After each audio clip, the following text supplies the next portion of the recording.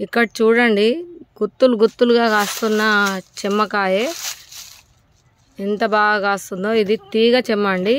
ఇప్పుడు perfect seed అనేది ready అయింది. మా వారు ఇప్పుడు కట్ చేస్తున్నారు. ఏమండి అన్నీ కట్ చేయి, కొంచెం మీది కానీ కట్ చేయి, మళ్ళీ ఎండబెట్టేటట్టు.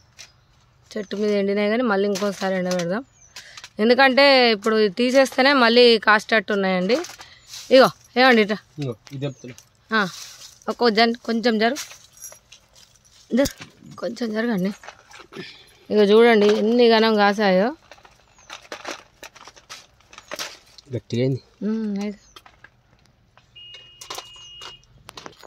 ఇక్కడ చూడండి కట్ చేయి.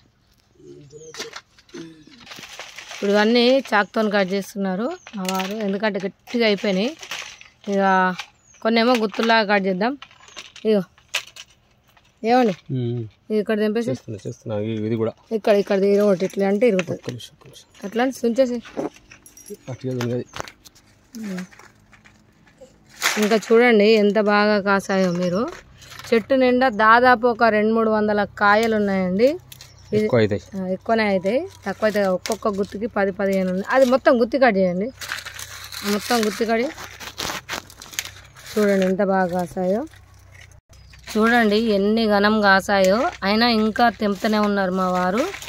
ఇదండి మన నాటు చెమ్మ.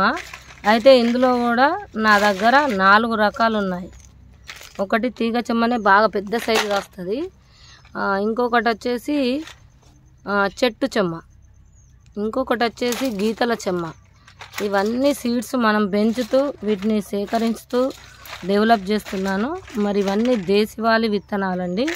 మరి మీకు కూడా ఎవరికన్నా కావాల్స్తే వాట్సాప్లో హాయ్ అని పెట్టండి. దాదాపు 650 రకాల విత్తనాలు, 50 రకాల దుంపలు, 25 రకాల కటింగ్స్ మన దగ్గర అవైలబుల్ ఉన్నాయండి. ఇంకా తెంపుతూనే ఉన్నారు మా వారు.